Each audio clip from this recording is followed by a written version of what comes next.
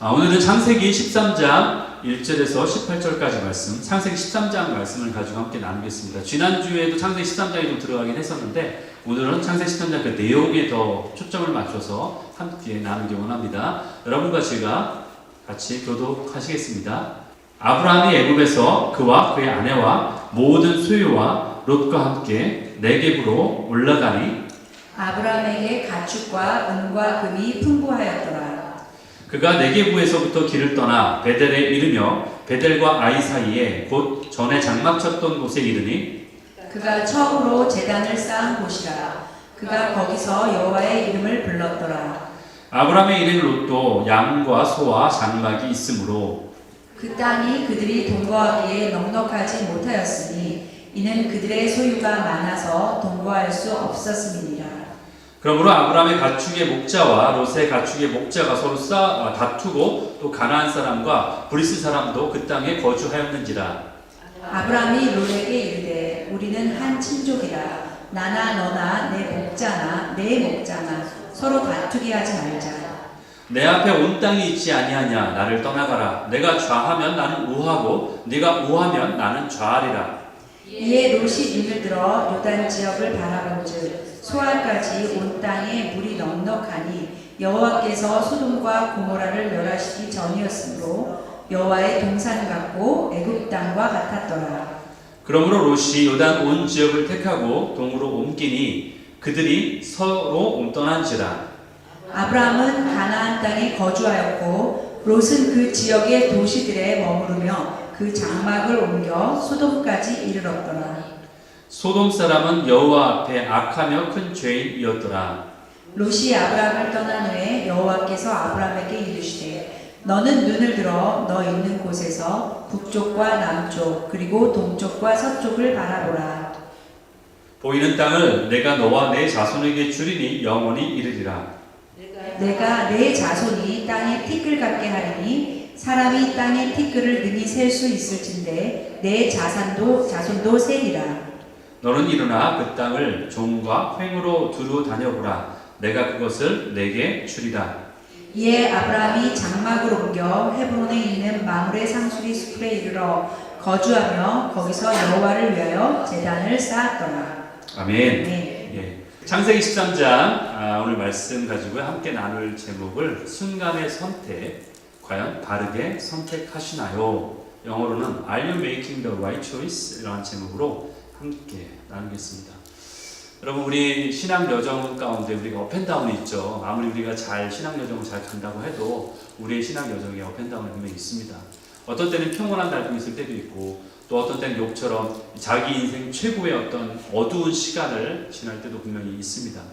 우리가 어떤 시기를 지나든지 간에 우리에게 실수가 없으시고 신실하게 대하시는 그 주님이 계시기 때문에, 그렇죠? 비록 우리가 어떤 때는 넘어지고 연약하다는 거예요. 우리가 어떤 때는 좌절하고 그럴지라도 우리 마음 가운데 정말로 내 인생을 통틀어 고백하는 고백이 있다면 그 고백은, 나의 속사람의 신앙 고백은 언제나 주님은 신실하게 이루실 것입니다. 내 인생에 이루실 것입니다. 이것이 내 안에 항상 있어야 되는 고백이라고 저는 생각합니다. 어느 누구도 이거에 예외는 없습니다. 그런데 우리는 어쨌든 이런 믿음의 굳건한 반석 위에 서 있어야 되는 거죠. 여러분, 아브라함의 신앙 여정에도 분명히 굴곡이 있어요. 그렇죠? 지난주에 제가 여러분에게 강조하진 않았지만 창세기 12장의 애굽에서의 사건도 그런 거예요. 사실은 제대로 하나님의 말씀을 잘 따라왔어요. 그리고 잘 순종하며 왔는데, 근데 어떤 때는 자신도 고개를 들 수 없을 만큼 실패해서 넘어질 때가 분명히 있다라는 거예요. 우리가 분명히 믿음의 사람으로 알고 있는 이 아브라함조차도 정말 자신의 목숨을 구하기 위해서 아내를 팔 정도로 그렇게 일종의 파렴치한 그러한 어떤 존재로 인식될 만큼 그러한 일을 했던 그러한 사건이 아브라함에게 있다라는 거예요. 이것은 바로 성경이 이것을 우리에게 가감없이 보여주고 있는 것은 바로 우리를 바라보게 하는 모습이라고 저는 생각해요. 우리 스스로도 우리가 언제 넘어질까, 그렇죠? 조심해야 됩니다. 우리도 그러한 존재예요. 그것을 성경을 통해서 우리가 알게 된다라는 거예요. 이것이 바로 우리가 신앙을 자라가는 우리의 여정이라는 거예요. 오늘 본문 2절을 보니까 애굽에서 나올 때에 아브라함에게 가축과 은과 금이 그에게 풍부했다. 2절에 그렇게 나와 있죠. 여기서 우리는 모든 것 가운데 선으로 이끄시는 그 하나님을 발견하게 돼요. 우리가 살아가는 동안 내가 의도치 않게 나의 연약함 때문에 때로는 세상의 어떤 조류나 어떤 그런 거에 휩쓸리기도 하고 또는 휘둘리기도 하고, 그래서 어떤 때는 물론 그것이 합리화될 수는 없겠지만 그래도 이런 실수 가운데 우리가 살아갈 때에 비록 그 실수마저도 하나님은 영광이 될 수 있도록 우리를 이끄신다는 거예요. 그래서 아브라함이 기근으로 인해서 믿음이 없이 애굽으로 갔고 또 그곳에 갔을 때조차도 큰 실수를 또 저지르고 했지만 하나님은 아브라함을 다시 구원해 내셨어요. 그리고 다시 약속의 땅으로 오도록 그렇게 하셨어요. 흥미로운 것은 설령 아브라함이 잘못을 저질렀다 할지라도 그 잘못으로 인해서, 즉 자기가 뿌린 씨로 인해서 거둬들인, 심은 대로 거둔다고 하셨는데 그것으로 인해서 거둬들이는 그러한 어떤 나쁜 결과마저도 그 고생이 헛되지 않도록 애굽에서 나올 때에 그에게, 그의 가정에 많은 재물을 허락하셨다는 거예요. 이것이 바로 우리의 실수마저도 선함으로 이끄시는 그 하나님의 여정을 우리에게 보여주고 있다는 거예요. 그런데 오늘 5절 7절 한번 다시 보겠습니다. 여기 보니까 아브라함 일에 롯도 양과 소와 장막이 있었다고 했죠. 그리고 그 땅이 그들이 서로 동거하게 넉넉하지 못했다고 돼 있어요. 왜 그러냐면 이는 그들의 소유가 많아졌기 때문이다. 그렇죠? 많아졌기 때문이라는 거예요. 그래서 7절에 보니까 아브라함의 가축을 이렇게 돌보는 목자들과 그리고 롯의 가축을 돌보는 목자가 서로 싸우게 됐다. 이렇게 나오고 있어요.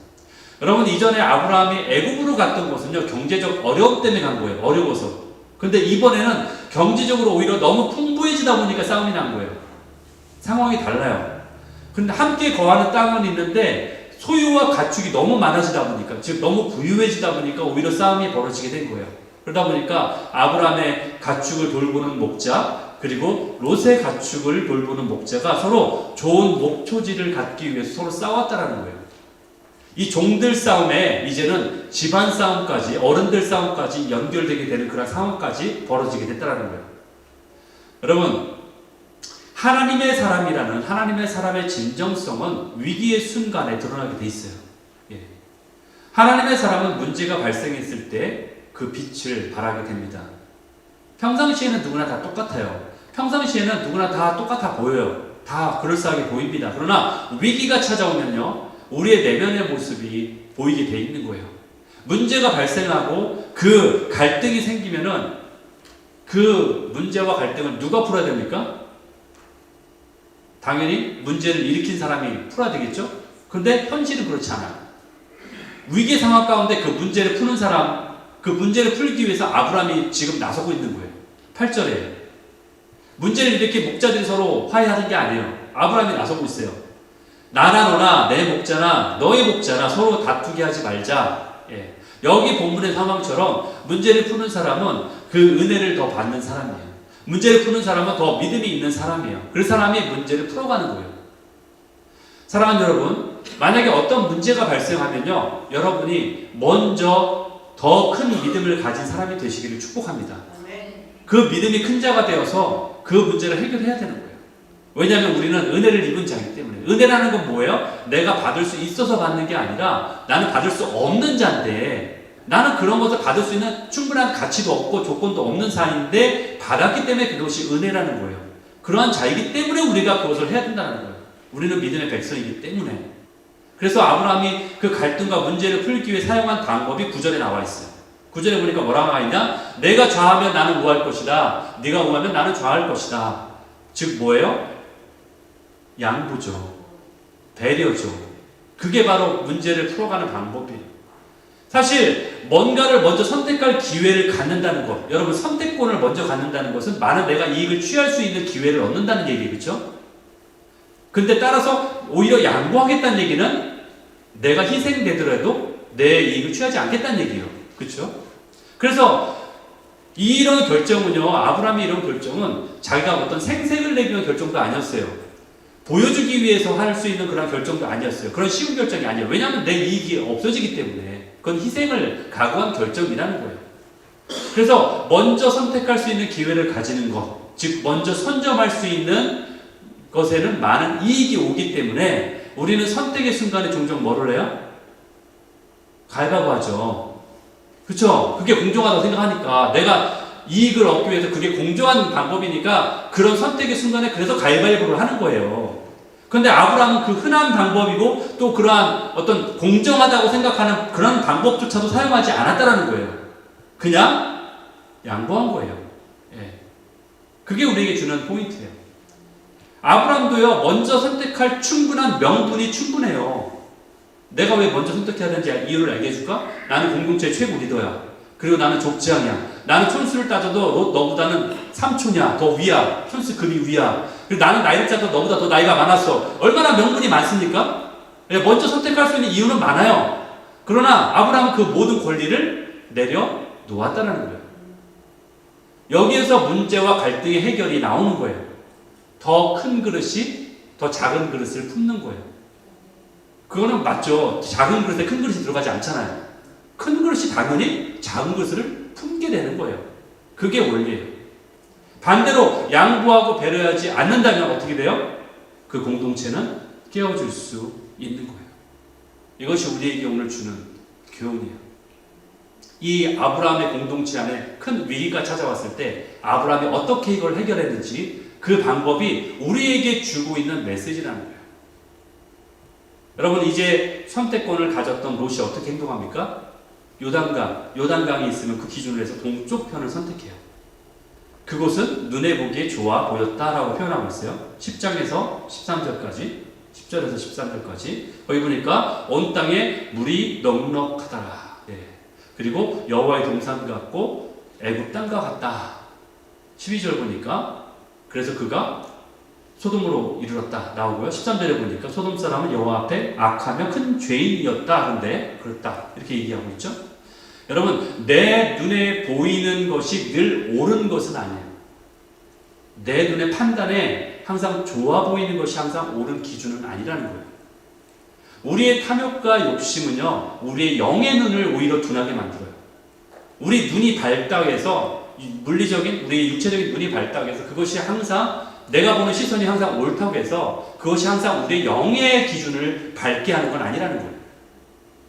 롯은 요단 동편의 땅은 외적 조건만 봤어요. 그리고 그곳에 사는 자들의 죄악된 모습에는 눈을 감아버렸어요. 그것은 무시해버렸어요. 13절에 보니까 소돔 사람은 악하여 하나님께 큰 죄인이었다라고 나와 있죠.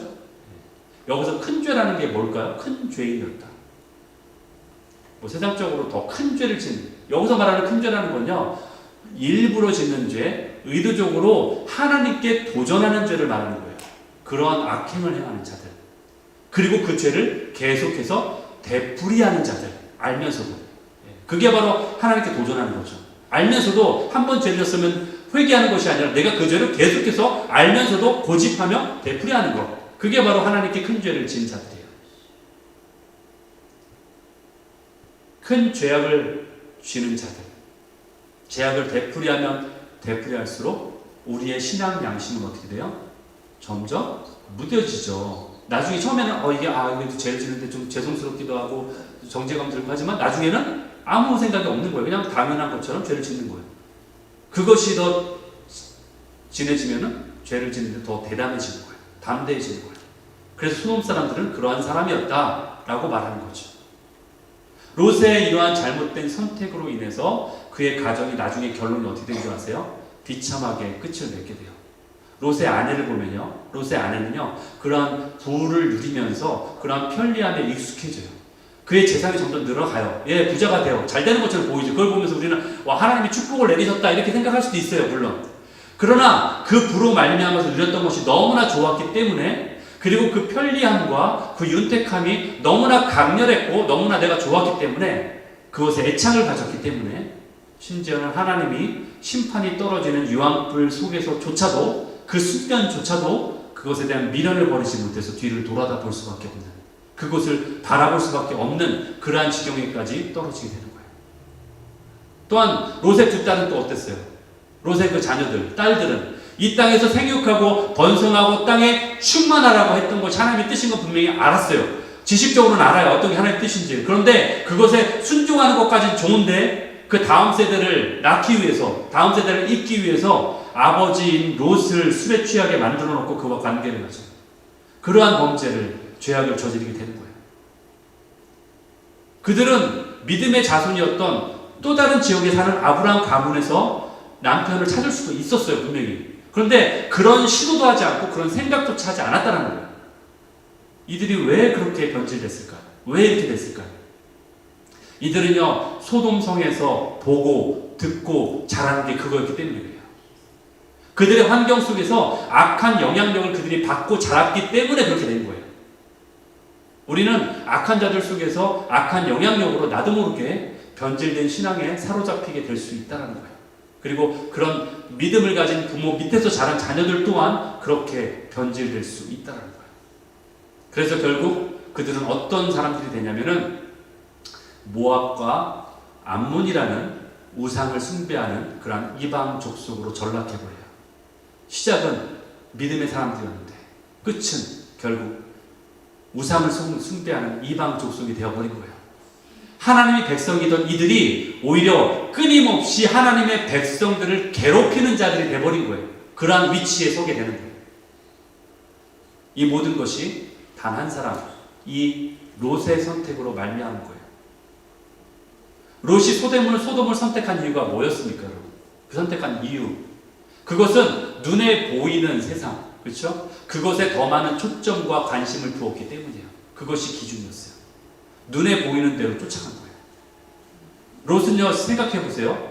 아브라함이 하란에서부터 가나안까지 올 때까지 함께 그 여정을 같이 한 사람이에요. 그렇죠? 함께 그것을 보았던 자예요. 어떻게 하나님이 인도하신 것을 봤던 자예요. 함께 아브라함과 함께 했는데 처음 시작해 보니까 이렇게 돼 있어요. 창세기 12장 4절을 보면요, 이렇게 돼 있어요. 이에 아브라함이 여호와의 말씀을 따라갔다. 처음 출발할 때 얘기해요. 하나님 출발할 때. 근데 롯은 어떻게 됐어요? 롯도 그와 함께, 아브라함과 함께 갔다, 이렇게 됐어요. 여러분, 아브라함이 본토 친척 아비집을 떠난 그것이 그냥 떠난 게 아니에요. 그냥 한번 가볼까? 물론 그때 시대는 그냥 한번 가볼까 이렇게 가진 않았겠지만 그렇게 갔던 기준이 분명히 있었다는 거예요. 그건 뭐였어요? 하나님의 말씀, 여호와의 말씀이었다고 하잖아요. 그렇죠? 여호와의 말씀을 따라갔다. 즉 그분의 하나님의 음성을 따라갔다는 거예요. 그에게는 분명한 신앙의 기준이 분명히 있다는, 믿음의 기준을 따라갔다는 거예요. 그런데 롯은 하나님의 말씀을 따라갔다? 아니요. 아브라함을 따라갔다라고 돼 있어요. 그를 따라갔다. 그와 함께 갔다. 아브라함을 따라가는 거예요. 옆에 사람이 강남에 가니까 나도 덩달아서 강남 간 거예요, 그냥. 그렇죠? 그 말 아시죠? 예, 친구 따라 강남 간다고. 물론 믿음의 사람과 함께 하면은 믿음의 사람이 받는 그 축복을 함께 누리는 건 사실입니다. 그것도 중요해요. 같이 가는 것도 중요해요. 하지만 롯은 자신이 왜 가야 되는지에 대한 분명한 믿음의 기준이 없었다는 거예요. 그리고 그 삶을, 여정을 살아가는 동안에 그것을 깨닫지 못했다는 거예요. 그렇기 때문에 정말 중요한 선택을 할 순간에 올바른 선택을 할 수 없었다. 그거예요. 그동안 롯은 하나님의 말씀을 따라왔던 아브라함과 함께 가나안 땅까지 오는 그 여정 가운데, 그 수많은 여정 가운데 그 많은 교훈들을, 그 레슨들을, 아브라함이 배웠던 그 심지어는 아브라함이 했던 그 실수마저도 하나님이 어떻게 하시는지 그 실수를 통해서 배웠던 그 교훈들, 신앙적 교훈들을 다 무시한 거예요. 대신에 소돔과 고모라를 선택하면서 스스로는 아마 현명한 선택이라고 스스로 흡족했을 거예요. 흡족했으니까 그것을 선택했겠죠. 그렇죠? 만족하니까. 롯은 아마 성경에 나와 있지만 속으로 이렇게 생각할지 몰라요. 삼촌 바보 아니야? 어떻게 나에게 선택권을 먼저 주지? 야, 삼촌 마음이 바뀌기 전에 얼른 내가 저 소돔 쪽에 있는 지역을 선택해야 되겠다. 그러고서 한 번 말한 것은 다시 되돌리기 없다라는 것을, 그 다짐도 삼촌한테 받아야 될 것 같아. 아니야, 그럴 필요 없어. 아니야, 사람 일이니까 어떻게 될지 몰라. 그러니까 내일 당장이라도 날이 밝는 대로 빨리 저것을 먼저 가자. 빨리 선정하자. 이렇게 생각할 수 있지 않을까요? 물이 풍부한 소돔과 고모라, 숲이 우거진 소돔과 고모라.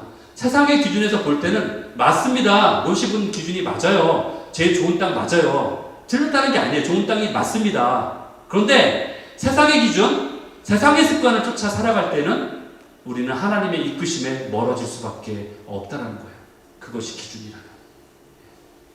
무조건 잘못된 것을, 무조건 좋지 않은 것을 선택하라는 게 아니라 세상의 기준을 따른다면 우리는 하나님의 기준과 멀어질 수밖에 없다는 것을 말씀드리는 거예요. 과연 여러분은 하나님의 말씀을 따라 지금 살아가고 계십니까? 아니면 그냥 옆에 사람, 특별히 더 가까운 아내, 남편이 가니까, 남편이 이 믿음의 길을 가니까, 이렇게 가려고 하니까 나도 덩달아서 한번 가볼까? 이렇게 가고 계십니까? 롯처럼. 그것이 우리에게 주는 또 메시지라고 저는 생각해요. 아브라함과 롯의 선택의 모습을 통해서 알 수 있는 것은 롯은 세상의 복을 따라갔지만 아브라함은 그것을 따라가지 않았다라는 거예요. 아브라함은 대신에 나 스스로가, 자신 스스로가 복의 근원이라는 약속의 말씀을 믿었어요. 그렇기 때문에 아브라함은요, 여유가 있었고 그 여유를 가지고 양보할 수 있었던 거예요. 그런 이유에서. 여러분, 만약에 아브라함에게 정말 본인도 롯하고 똑같은 기준을 가지고 있고 롯하고 똑같이 막 선점하려고 하고 그러면 양보할 수 있나요? 못하죠. 내가 선점하지 않아도, 내가 불이익을 당해도, 내가 양보하고 배려해도 내가 복이기 때문에 나에게 주어진 하나님의 복은 절대로 빼앗기지 않을 것이라는 믿음이 있기 때문에 그래서 그렇게 양보할 수 있는 거예요. 이것이 바로 믿음이에요. 내가 복이기 때문에 주님이 나에게 주시는 그 몫은 나에게 분명히 있을 거라는 거에 대한 믿음이 있기 때문에 그렇게 여유가 있을 수 있고 양보할 수 있다는 거예요. 여러분, 사실 롯이 그 땅에 간다고 선택했을 때 본인이 그곳에 가도 여전히 자신은 하나님을 믿는 신앙을 지킬 수 있다고 자신했을 것이 저는 분명합니다. 분명히 자신했을 거예요. 롯이 그곳에 가면서 설마 혹시 이렇게 그래, 이제는 지긋지긋한 하나님과 끝이야, 난 더 이상 이제 하나님을 믿지 않겠어, 이런 마음으로 갔을까요? 그렇지 않겠죠? 믿음이 신앙이 있는 사람이라면 그렇게 생각하지 않았을 거예요. 그렇지만 그는 그 세상에 있는 악함과 그리고 그 뒤에 간교하게 도사리고 숨어서 삼킬자를 찾는 그 사탄의 계략에 대해서 너무 과소평가한 거예요. 너무 자신만만한 거예요. 그리고 또 한 곳은요, 내 믿음으로 그곳의 죄악들을 충분히 이길 수 있어, 나 정도의 믿음이면 충분히 이길 수 있어 라는 그런 나이브한, 그런 안일함과 교만으로 자신에 대해서는 너무 과대평가한 거예요. 그것이 바로 롯이 한 실수예요. 오늘날 너무나 많은 그리스도인들이 하지 않아도 될, 겪지 않아도 될 이러한 무모한 실패를 거듭거듭 하고 있는 그러한 모습을 보게 됩니다. 우리는 악을 싫어하지만 그러나 악을 과소평가해서는 안 돼요. 우리는 나의 어떤 믿음을 내세울 수는 있겠지만 그러나 내 믿음을 과대평가해서는 안 된다는 거예요. 늘 쓰러질까 주님 앞에 두려움으로 서야 돼요. 그렇지만 이러한 실패를 거듭했음에도 불구하고 하나님은 그에게 긍휼을 베푸셨어요. 찬스를 주세요. 롯과 그의 가족은요, 멸망하는 소돔과 고모라 성에서 구원을 입을 기회를 또 얻습니다. 그렇죠? 그 구원을 얻는 이유가 뭐예요? 내가 할 수 있어, 이렇게 자신했던 그 롯의 교만 때문인가요? 아니죠? 또는 이렇게 사는 것이 지혜로운 삶이야 라고 선택했던 그 삶의 모습 때문에 하나님이 구원하신 건가요? 아니죠. 그것도 아니에요.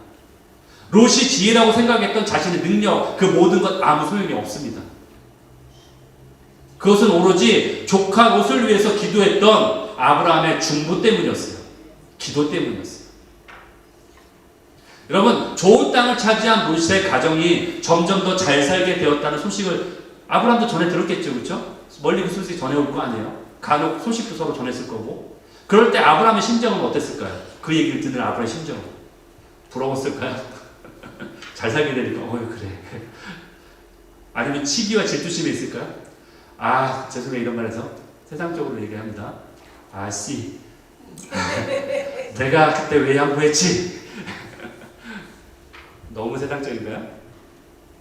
우리의 실제 모습 아닌가요? 이렇게 후회하며 안타까워했을까요? 아니요. 여러분, 아브라함의 마음속에 있었던 것은 부러움도 시기나 질투도 후회도 아니었어요. 그 마음에는 답답함이 있을 거예요. 답답함. 그리고 아픔이 있었을 거예요. 자신은 하나님의 마음을 더 알아가고 더 이해하게 되고, 그래서 심지어 나중에는 자신의 아들까지도 주님께 드릴 수 있을 만큼, 하나님께 드릴 수 있을 만큼 그렇게 믿음이 성장하고 주님의 관계 안에 깊어져 가는데, 롯은 점점 더 세상에 빠져들고 잘 살고는 있지만 하나님과 더 멀어지고 있는 그 모습을 보면서 아브라함의 가슴은 찢어질 듯이 아프고 그리고 안타까웠을 거예요. 여러분 두 사람의 시작은 같았어요. 하란에서 출발할 때 시작점은 땡 할 때 그 출발점은 똑같아요. 그런데 그 결과는 달라요. 그렇죠? 하나님의 선택함을 둘이 똑같이 받았고 하나님의 여정을 똑같이 시작했던 롯, 그리고 자식처럼 여겼던 그 롯이 점점 하나님의 관계에서 멀어져 갈 때 그것을 보면서 어떻게 아브라함이 가만히 있을 수 있냐는 거예요. 그의 아버지가 먼저 세상을 떠나고 마치 자기 아들처럼 여겼던 롯이 그런 가운데 빠져들어갈 때에 그 가정을 위한 통곡의 중보가 있었을 거예요. 여러분, 우리는요 나 스스로를 위해서, 우리 가정만을 위해서 기도할 수도 있겠지만 롯과 같이 세상에 빠져들어가면서도 그러면서도 여전히 나는 잘하고 있어 이렇게 생각하고 있는 사람들, 그리고 여전히 나는 이길 수 있어 라고 생각하는 그런 사람들을 위해서, 그러면서도 여전히 그 길에서 떠나지 않고 있는 그 사람을 위해서 우리가 때로는 권면도 하지만 그래도 그들이 돌이키지 않을 때에 우리는 그들을 향한 기도를 쉬는, 죄를 범치 말아야 될 그러한 의무가 우리에게 있다는 거예요. 그들을 위한 기도할 그러한 분량이 우리에게 있다는 거예요. 이것이 바로 하나님을 더 깊이 알아가는 자들이 해야 될 일이에요. 여러분, 아브라함의 아들이 누구죠? 이삭의 생애를 보면요 우리를 향한 하나님의 기준이 어떤 것인지를 잘 알 수 있어요. 이삭의 인생은 항상 형통했습니다. 성경에 보면은. 그리고 어떻게 보면 이삭의 삶은요 굉장히 미련할 정도의 삶을 살았어요. 어느 정도냐면은 우물을 팠는데 블레셋이 와서 그걸 막 메워버려요. 어떻게 그럴 수 있어요, 그렇죠? 그러면 또 다른 데 가서 또 우물을 파요. 그러면 또 블레셋 사람이 와서 또 메워요. 이것을 계속 반복해요. 끝까지 반복해요. 분명히 이삭에게는 그것을 막을 힘이 충분히 있어요. 그런데 그렇게 안 해요. 그럼에도 불구하고 계속 물을 또 팝니다. 굉장히 미련해 보이죠. 이것을 누구에게 과연 배웠을까요? 아버지에게 배웠겠죠. 롯에게 양보하는 그 아버지의 모습을 통해 배웠겠죠. 믿음의 모습을 배웠겠죠. 예. 그런데 아브라함과 함께 항상 동고동락했던, 옆에서 보고 배웠던 롯은 어땠어요? 그것을 배우지 못하고 여전히 세상을 선택했다라는 거예요. 여러분, 아브라함이 이제 이삭의 시야에서 볼 때 아버지인 아브라함이 조카 롯에게 네가 원하는 곳을 가서 선택해서 살아라 했을 때 사촌 롯은 좋은 땅을 다 차지해보자, 선점해보잖아요. 그렇죠? 딱 이건 내 땅이야. 침 딱 발라봐요. 이것을 이삭이 딱 알게 됐을 때 그의 마음속에 어떻게 생각했을까요? 아들 이삭이 그걸 아버지 결정인데 그 자기 결정이 아니잖아요. 이삭 결정이 아니잖아요. 아버지가 그 결정을 딱 하고서 사촌이 자기 사촌님. 예. 여러분, 사촌이면 거의 뭐 형제 같은 느낌이잖아요, 그렇죠? 사촌이 그 땅을 딱 점령했을 때, 아버지, 저 땅을 아버지가 택했으면 내가 나중에 저 땅을 상속받아서 내 소유가 될 텐데 왜 아버지는 저 땅을 저 사촌 롯에게 줘가지고 나는 이 개고생을 하게 만드시나요? 아버지는 왜 저리도 생각이 없으시죠? 이렇게 했을까요? 모르죠. 그건 나오지 않으니까. 예. 여러분, 때로는 바보같이 보이고 미련해 보여도 주님이 순종하라 할 때 순종하는 거잖아요, 그렇죠? 예. 순종하면은 이삭이 하나님이 하나님 되심을 그의 삶에서 볼 수 있듯이 그가 순종함으로 이런 상황들을 이겨내므로 그것을 목격하게 되는 거예요. 믿음의 사람이 되는 거예요. 그 상황을 이겨냈기 때문에. 하나님께서는 아브라함을 선택하셨어요. 그 가정을 선택하시고 그의 자손을 선택하셨어요. 그리고 그의 민족을 선택하셨어요. 아브라함의 족속이라고 부르죠. 그들을 이스라엘의 민족이라고 불러요. 이것을 바로 선민 사상이라고 부르죠. 선민이다. 택한 백성이다. 그렇죠? 그와 마찬가지로 아브라함을 택하신 그 하나님이 우리를 선택하셨어요. 그래서 이렇게 복음을 듣게 하시고 그리고 들을 뿐 아니라 우리로 믿게 하시고, 여러분, 복음은 다 들을 수 있지만 그것을 믿는다는 건 또 다른 차원이에요. 우리가 믿음을 선택했다는 것은 여러분 정말 복된 거예요. 아무리 믿고 싶어도, 아무리 머리가 뛰어나도 믿지 않는 사람은 믿지 않아요. 아무리 법 없이 살 사람도 예수님을 믿으라고 해도 안 믿는 사람이 얼마나 많은지 몰라요. 그것을 거부하고, 그러나 내가 복음을 들었다는 것도 기적이고 감사한 일이지만 그 복음을 듣고 내가 반응해서 믿었다라는 선택을 하는 것도 엄청난 기적이라는 거예요. 그 선택받은 우리가 선택을 받았잖아요. 하나님 먼저 우리 선택하셨잖아요. 그러면 이제는 누가 선택할 차례예요? 우리가 선택할 차례예요. 우리가 올바른 선택을 할 차례예요. 우리의 매 순간마다 올바른 선택을 해야 돼요. 롯과 같은 선택을 해서는 안 된다는 거예요. 여러분, 제가 여러분이 잘 아시는, 여기 연세에 있는 분들은 많이 들었던 얘기를 할게요. 순간의 선택이 10년을 좌우합니다. 못 들어본 계세요? 연세 있는 분들? 없죠, 그렇죠? 예, 옛날에는 텔레비전만, 요즘에는 뭐 텔레비전 한번 광고 떴다고 해서 다 하는 게 아니잖아요. 요즘 미디어가 워낙 많기 때문에 볼게. 근데 그때 TV밖에 없었잖아요. 공영방송. 예, 거기에 딱 뜨면 벌써 다 뜨는 거예요. 다 전 국민이 다 아는 거잖아요. 예전에 유명했던 그 광고 카페예요. 지금의 LG전자 금성이죠. 금성의 그 카페예요. 순간의 선택이 10년을 좌우합니다. 굉장히 뇌리 속에 딱 박는 굉장히 엄청난 유명한 카페인데, 이 얘기는 뭐예요? 우리가 어떤 선택을 하냐에 따라서 10년, 우리의 10년이 그만큼 좌지우지 된다, 결정된다, 중요하다, 그만큼 그 결정이 중요한 거다. 그렇죠? 그 얘기잖아요. 여러분, 우리의 선택이요, 10년뿐 아니라 우리의 평생을 좌우하는 겁니다. 아니에요. 우리의 평생뿐 아니라 우리의 영혼을 좌우하는 거예요. 그 선택이. 예. 그러므로 우리는 우리의 선택의 순간에 올바른 선택을 해야만 하는 거예요. 우리의 인생은요, 선택의 순간이에요. 연속이에요. 우리가 선택할 게 너무나 많죠? 우리가 하다못해 뭐 빵집에 가서 빵을 사도 이 빵을 먹을지 저 빵을 먹을지, 뭐 꽃을 사도 여기 꽃이 예쁜데 이 꽃을 살지 저 꽃을 살지 선택을 하잖아요. 선택의 순간들이 많아, 연속이에요. 그런데 우리가 하는 그 선택의 순간마다 그 사소한 일이라 할지라도 그것마다 우리가 올바르게 선택하는 것이 중요하다는 거예요. 롯과 같이 눈에 보이는 세상을 선택하는 것이 아니라 하나님을 바라보는 아브라함의 믿음을 선택해야 된다는 거예요. 아브라함, 롯 둘 다 부자가 됐어요. 롯은 좋은 땅을 선택해서 물론 부자가 됐지만 아브라함도 축복의 사람이기 때문에 부자가 됐습니다. 그런데 두 사람에게는 차이가 있어요. 물론 선택의 차이도 있었지만 어떤 차이가 또 있냐면은, 아브라함은요, 가는 곳마다 예배를 드렸다라고, 예배했다라는 얘기가 나와요. 성경에 보면. 그런데 조카 롯은 한 번도 하나님을 예배했다는 내용이 나오지 않아요. 물론 그걸 보면서 뭐 아브라함과 함께 있었으니까 그냥 싸잡아서 함께 했겠죠라고 생각할 수 있겠지만, 그러나 믿음은 각자하지 않습니까? 그렇죠? 그리고 뭐 목초지를 놓고는 싸울 때는 각자 싸웠으면서 왜 예배는 각자 했다는 얘기가 나오지 않냐는 거죠. 예. 결국 아브라함의 눈에는 하나님이 제일 중요했지만 조카 롯의 눈에서는 오직 땅의 것이 중요했다는 거예요. 우리의 마음에 갈망하는 것이 우리의 눈에 보이게 되어 있는 거예요. 내가 마음에 무엇을 품고 있느냐가 내 눈에 보이게 되어 있는 거예요. 눈에 띄게 되어 있는 거예요. 그래서 그런 얘기 있잖아요. 아는 만큼 보인다.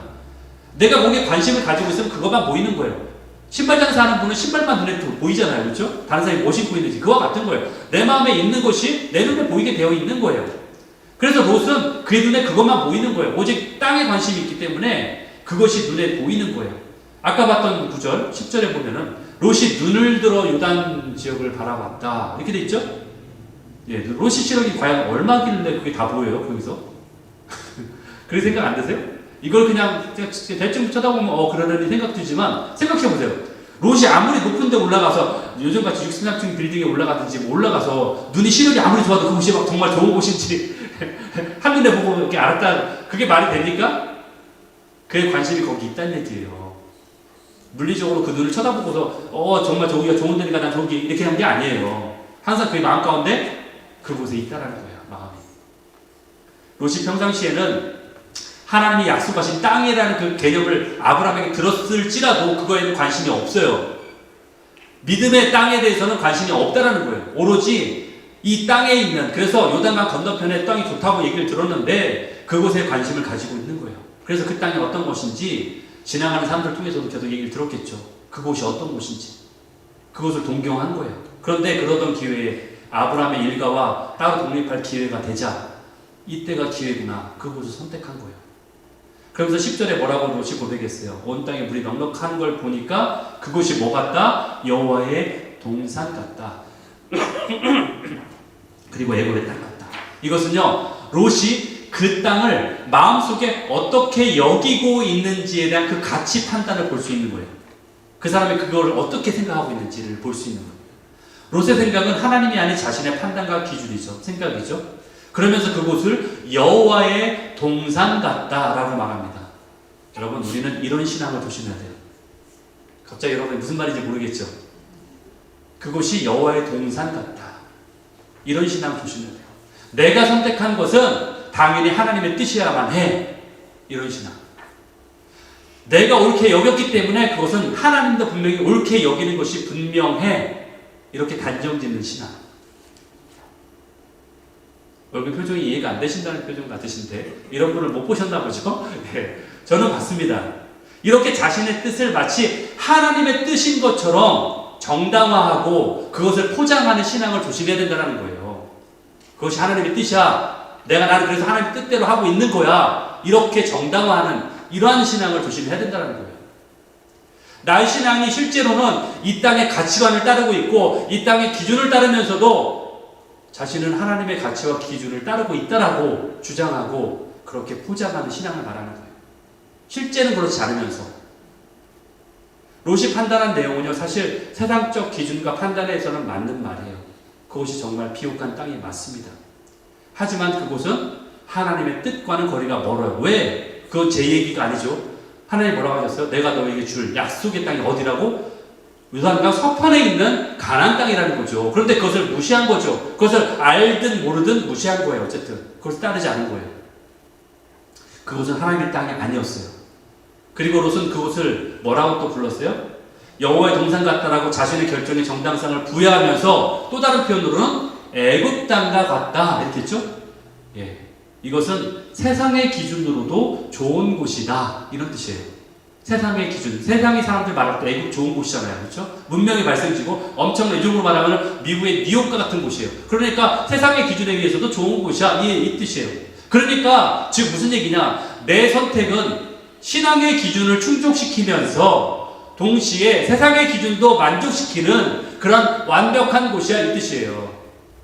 여러분 그런 곳이 있나요? 세상의 기준도 만족시키면서 신앙의 기준도 할 수 있는, 지킬 수 있는 자신의 선택이 옳다는 것을 증명하려는 말이에요. 이 말은. 여러분 표면적으로 아브라함은요 선택권을 롯에게 먼저 주었고 롯은 그 선택권을 받아들인 것처럼 보여요. 그렇죠? 그런데 영적으로 본다면은 아브라함은요 그 선택권을 롯에게 준 게 아니라 하나님께 내어드린 거예요. 사실은. 여러분 우리의 삶이 매우 복잡하죠. 우리의 현재 삶이 매우 복잡해요. 그래서 제가 선택을 올바르게 하라고 했을 때 여러분이 과연 그 선택을 매번마다 올바른 선택을 하는 거에 대한 기준을 어떻게 해야 되는지 모를 수도 있어요. 다양한 세상을 사니까. 그런데 영적으로 보면 그 선택은 단 두 가지로 압축돼요. 하나는 하나님께 맡기느냐 육신의 소욕을 따르느냐 이거예요. 이것이 우리가 영적으로 우리 기준이에요. 이 선택을 따르는 거예요. 그래서 로마서 8장 6절에 보면 육신의 생각은 뭐다? 사망이다. 영의 생각은 생명이다. 평안이다. 평안함이 있어야 돼요. 우리가 그 선택을 했을 때 내 안에 평안함이 있어야 돼요.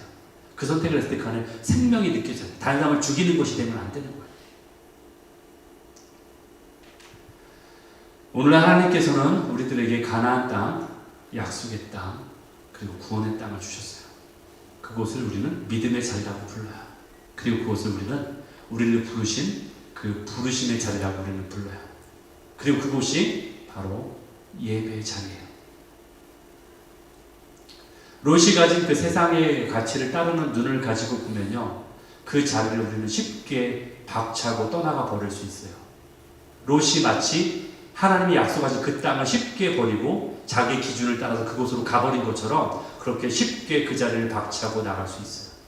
그러나 우리는 부르심과 우리의 부르심, 우리의 사명을 가볍게 여겨서는 안 돼요. 그것이 하나님이 주는 교훈이에요. 소돔과 고모라를 보자마자 거기에 눈이 뿅 가가지고 하나님의 약속은 거들떠보지도 않고 그러한 것은 관심도 없고 아브라함이 그동안 어떤 여정을 거쳤는지 옆에 봐왔음에도 불구하고 그것은 아랑곳하지도 않고 쉽게 가나안 땅을 버리고 떠나가 버리는 롯의 모습을 통해서 우리의 모습을 되돌아보는 거예요. 과연 우리는 우리의 부르신 자리가 아무리 척박하고 아무리 힘들어도 그 자리를 지키고 있는가? 아니면은 그냥 쉬운 자리로 내가 왜 회피하고 떠나려 하는가? 그것은 우리에게 주는 중요한 메시지입니다.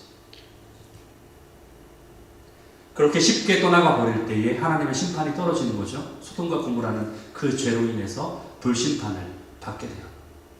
하늘에서 떨어져서 모든 게 어떻게 돼요? 불이 떨어지면은 다 재로 변해요. 그동안 쌓았던 모든 영광, 모든 업적, 모든 재산, 모든 소유가 다 재로 변해버리는 거예요. 아무 의미가 없게 되는 거예요. 아무 의미가 없어요. 롯은 아브라함과 함께 출발했고 함께 걸어왔을 때 하나님부터 그동안 많은 축복을 받았죠. 그 많던 재산들, 그 많던 가축들, 그 많던 소유들이 다 불에 다 없어져 버렸어요. 성도는 하나님의 마음에 계신 곳에 머물러 있어야 돼요. 그래서 다른 곳에 눈을 돌려서는 안 돼요. 하나님의 마음이 계신 곳에 머물러 있어야 돼요.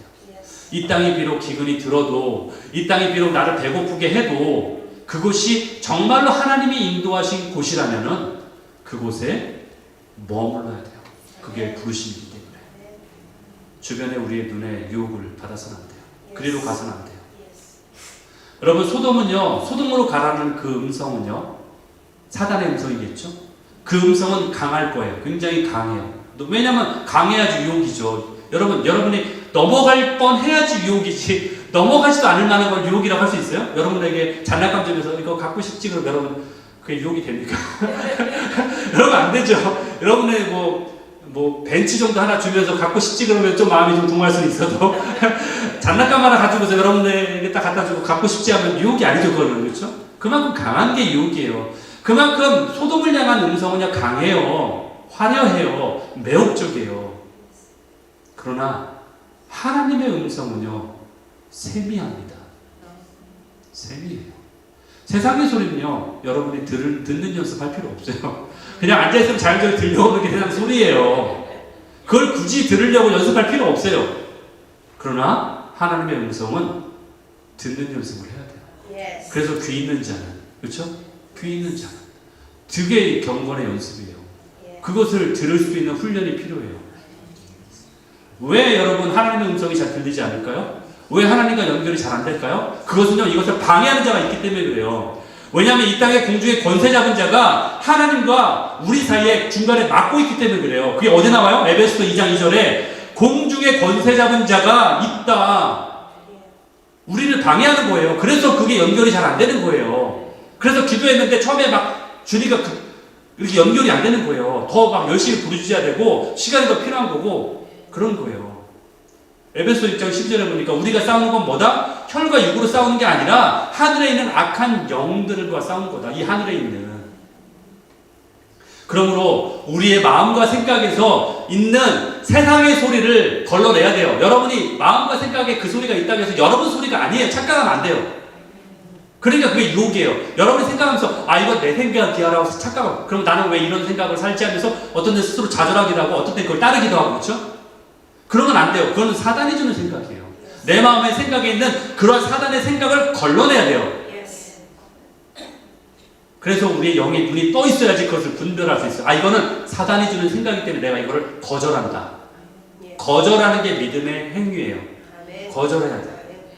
그것을 순종하면 안 돼. 그럼 여러분 그냥 이거예요. 여러분 12절 볼까요? 아브라함은 가나안 땅에 거주하였고 롯은 그 지역의 도시에 머무르며, 그리고 뭐라고 했냐면 그 장막을 점점 옮겨서 어디까지? 소돔까지 갔다라고 얘기하고 있죠. 그렇죠? 처음에는 그냥 동쪽편에 살았는데 점점 그 중심부로 가는 거예요. 소돔까지 연결해 가는 거예요. 이 얘기는 뭐냐? 점차적으로 살아가면서 처음에는 하나님을 잠깐 떠난 거예요. 일종의 양다리의 번치고예요. 그러면서 잠깐 그쪽에 살아보는 것도 좋겠다. 그쪽으로 동경해서 갔는데 내가 믿음을 지킬 것 같은데 어느 순간에 그쪽에 음성이 더 세다 보니까 하나하나씩 내가 선택하는 그 선택들이 점점 다르지 않은 선택들이 모여서 소돔까지 가게 되었다. 이 얘기예요. 우리의 처음에는 별거 아닌 선택들이, 그 선택들이 모여서 쌓이면 나중에 엄청나게 불어나서 이제는 나도 어쩔 수 없는 상황에 이르게 된다는 거예요. 여러분, 우리의 사람의 그 불행 중에 가장 불행한 건 뭐냐? 내가 불행한 것을 알면서도 그것으로 계속 가는 거예요. 돌이키지 않고. 그게 가장 불행한 거예요. 그림 하나 보여주세요. 한번 넘겨주세요. 이 영화 보셨어요? 네. 25년 전 영화예요. 25년이 났어요, 벌써. 저희 아이들이 어렸을 때, 저희 첫째, 둘째 남자아이들이 어렸을 때 이 영화를 같이 저희랑 같이 영화관 가서 봤는데, 벅스 라이프라고. 이 영화의 한 장면 중에 어떤 장면이 나오냐면은 그 집 밖에 뭐가 걸렸냐면은 영어로는 버그 제퍼라고 하는데 모기 죽이는 UV 램프 있죠. 파란 불빛인데 가면 지지직 하면서 죽는 거 이렇게 툭툭 들어가면 그게 걸려 있어요. 그런데 거기에서 어떤 한 모기가 그걸 날아 들어가는데 그걸 옆에 있는 모기가 친구 모기가 그걸 말리는 장면이 나와요. 너 그거 가면 안 돼. 그 모기 그 잡는 거기로 들어가는 애 이름이 해리예요. 해리. 우리 자매 해리 자매 가지나 영어로 해리라는 해리인데 그 해리한테 뭐라고 얘기하냐면 해리 no don't look at the light 이렇게 얘기해요. 해리 안 돼! 그 빛을 바라보면 안 돼! 이렇게 들어가니까 쳐다보니까 들어가잖아요. 그러니까 근데 그 모기는 여전히 그 빛으로 막 들어가면서 이렇게 말해요. I can help it. Oh, it's so beautiful. 나도 어쩔 수 없어. I can help it이라는 표현이 영어로 나도 어쩔 수 없어. 나도 어쩔 수 없어. 이런 거예요. 나도 어쩔 수 없어. 너무 아름답다. 이런 거 하는 거예요. It's so beautiful. I can help it. 지지지직. 이거 죽어요. 이 장면이 나와요. 굉장히 유머 있고 굉장히 재밌고 인상적인 장면인데 저는 그걸 보면서 딱 깨달은 게 있었어요. 이게 우리의 모습이다. 이게 악을 향해 달려간 우리의 모습이다. 분명히 어둠의 길이고 그게 죽음의 길인 걸 알면서도 I can help it 이러면서 그냥 가르고 있는 거예요. 여전히 나는 이걸 거부하지 않고 이걸 거절하지 않고 나도 어쩔 수 없어. 얼마나 불행해요. 네? 그렇죠. 얼마나 어리석어요. 여러분은 과연 여러분의 고민은 과연 뭐예요? 여러분이 삶에 있어서 바른 선택을 해놓고서 그 아름다운 선택을 지켜내기 위해서 시련을 겪고 계십니까?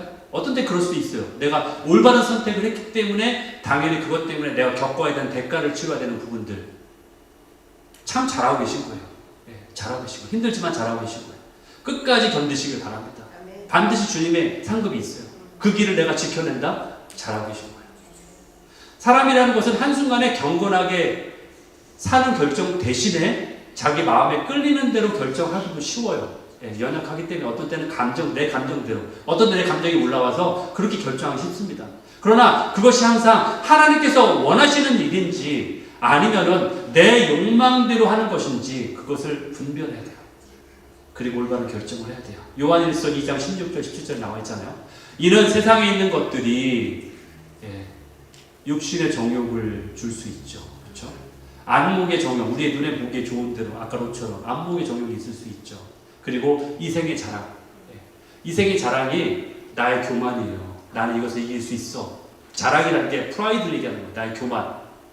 내가 업적. 나는 이 정도 섰으니까 이 정도로 나 충분히 잘할 수 있어. 이런 것들, 그렇죠? 이런 것들은 세상에서 쫓아온 것이라 이 세상도 이 정욕도 어떻게 된다? 다 지나간다. 다 불에 타 재가 되어버린다. 그렇죠? 심판의 날에 다 없어질 것들이에요. 그러나 뭐만 남는다? 하나님의 뜻을 행했던 자의 그 일만 남는 거예요. 그것이 영원한 상급으로 남아있는 거예요. 정금같이 남는 거예요. 그것만이. 불타지 않고. 혹시 여러분 중에 여러분의 잘못된 선택 때문에 내가 잘못 선택한 것 때문에 고민하고 계십니까? 그렇다면 아직 늦지 않았어요. 여러분의 생애가 아직 끝난 게 아니잖아요. 그렇기 때문에 아직도 궤도를 수정할 기회가 우리에게 있는 거예요. I can help it 그러면서 갈 필요 없어요. 돌이키면 되는 거예요. 올바른 선택을 하십시오. 선택을 하나님으로부터 선택받은 자들은 하나님의 뜻이 아닌 것을 선택하지 않아야 되는 거예요. 우리는 어쩌면 소돔과 같은 이 세상을 살아가고 있지 않습니까? 그렇죠? 이미 우리는 소돔에 와 있는 거하고 똑같아요. 사실은 내가 선택하지 않아도 이 땅 자체가 소돔과 같은 세상으로 변해버린 지 오래예요. 사실은. 그렇기 때문에 우리는 우리가 선택하는 그 매 순간마다 비록 그것이 별거 아닌 것 같아도 때로는 아무리 작고 사소한 어떠한 선택이라 할지라도 그 선택 가운데 올바른 선택을 해야 되는 거예요. 하나님의 선택을. 여러분 우리는 하나님의 부르심을 받고 갈대아 우르를 다 떠난 사람들이에요. 여러분 이제 돌이킬 수 없어요. 여러분. 이미 여러분은 떠난 자들이에요. 그리고 찬양비에 그런 찬양이 있어요. 내가 다리를 건넜는데 다리를 건너고서 그 다리를 불태워 없애버렸대요. 왜 그래요? 결단의 일주 다시 돌아가지 않으리라. 그거 같은 거예요. 여러분. 이미 여러분 다리를 건넌 거예요. 믿음의 다리를 건넌 거예요. 그렇기 때문에 돌이키지 마세요. 다시 그것을 미련을 두고서 그 롯의 아내처럼 되돌아보지 마시라는 거예요.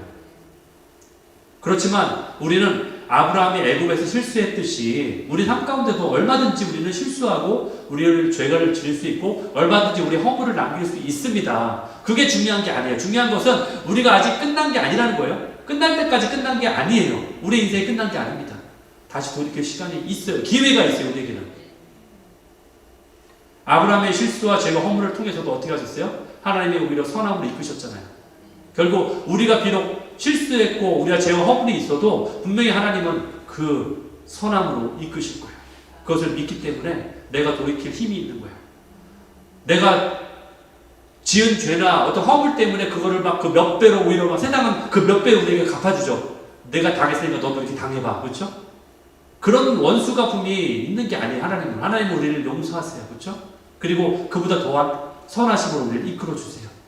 그렇기 때문에 그때 우리는 이렇게 욥처럼 고백할 수 있어요. 그러나 하나님은 내가 선택한 길을 알고 계시니까 그렇기 때문에 그가 나를 연단하시면 내가 정금같이 나올 것이다.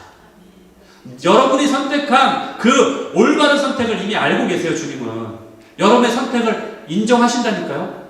여러분이 그 선택한 것을 보고 계세요. 힘들고 지칠 때, 연약할 때 보고 계세요. 내가 너의 선택을 한다. 어려운 중에 했던 선택을 한다. 아니, 네가 실수하고 넘어졌을 때에 네가 그곳에서 돌이키기 위해서 발버둥치면서 진흙에 빠졌는데 돼지는 진흙을 더 즐기면서 그 진흙 중심으로 들어가지만 양은 진흙이 묻었어도 죄가 내 안에 있어도 그것을 나오려고 발버둥치는 너의 그 모습을 안다. 너의 선택을 안다. 그러나 네가 이 연단의 시간을 거칠 때에 정금같이 나오게 될 거야. 정금은요, 모든 불의 연단을 거치고 나오는 거예요. 그냥 나오는 게 아니에요. 불의 연단들을 거쳤을 때 나오는 게 정금이에요. 불순물이 없는 정금. 불이 떨어질 때에 모든 이 세상의 것들은 죄가 돼버립니다. 소돔과 고모라처럼 죄가 돼버리지만 정금은 남아있는 거예요. 여러분의 신앙의 모습은 남게 되는 거예요. 우리가 매 순간마다 올바른 선택을 이어갈 때 주님이 우리를 정금같이 나오게 하실 거예요.